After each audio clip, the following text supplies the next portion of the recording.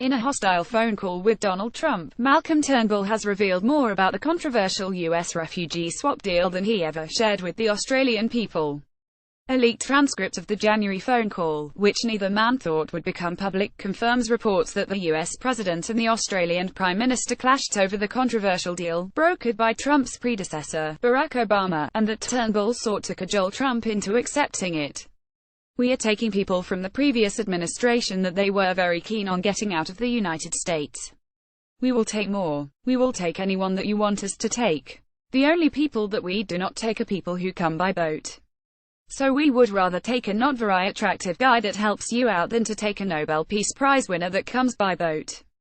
Turnbull's call raises significant questions about Australia's acceptance of Central American refugees. There are 31 people, from 7 cases, understood to be family groups, who are being considered for resettlement. The phone call raises the question of why the Obama administration was very keen on getting them out of the United States. Who are these people, and why is the U.S. so anxious to move them elsewhere? Australia does control its offshore immigration detention centres. For 4 years of offshore detention, the Australian government has consistently maintained that violence, physical and sexual abuse on the islands were matters for the governments of PNG and Nauru. This has been rejected by human rights groups, the United Nations and other national governments, who argue Australia has financial and operational control of the centres, and a legal and moral responsibility for the people it has sent offshore. In his phone call with Trump, Turnbull conceded Australia does have full control over the refugees. "They have been under our supervision for over 3 years now and we know exactly everything about them.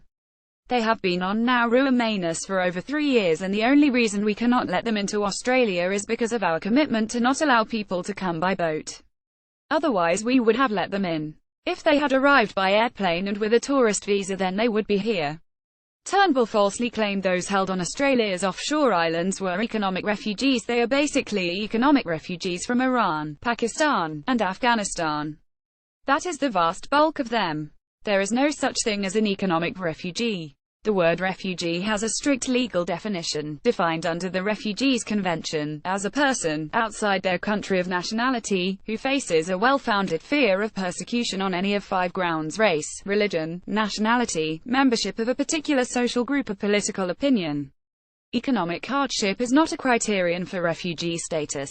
All the people being considered for resettlement in the U.S. have undergone an extensive refugee status determination and have been found to be refugees.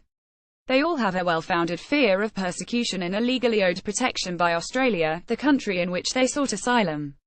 Australia's refugee resettlement program from the Syrian and Iraqi conflicts was discriminatory in favour of Christians. Australia accepted 1,200 refugees from the Syrian and Iraq conflicts, additional to its annual humanitarian intake.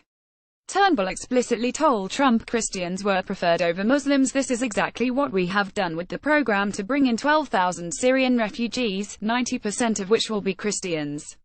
It will be quite deliberate, and the position I have taken, I have been very open about it, is that it is a tragic fact of life that when the situation in the Middle East settles down, the people that are going to be most unlikely to have a continuing home are those Christian minorities." Australia has been criticised for its preference for Christian refugees. Refugees are usually accepted for resettlement on the basis of greatest need. Those facing the most acute circumstances, often women and children, are resettled first. Christians do face persecution in Iraq and Syria. Large numbers of Christians have fled both countries, but Muslims, particularly ethnic or sectarian minorities, also face severe persecution and are a much larger population. Statistics released under Freedom of Information laws show that 78% of those resettled from Syria and Iraq between July 2015 and January 2017 identified as Christian.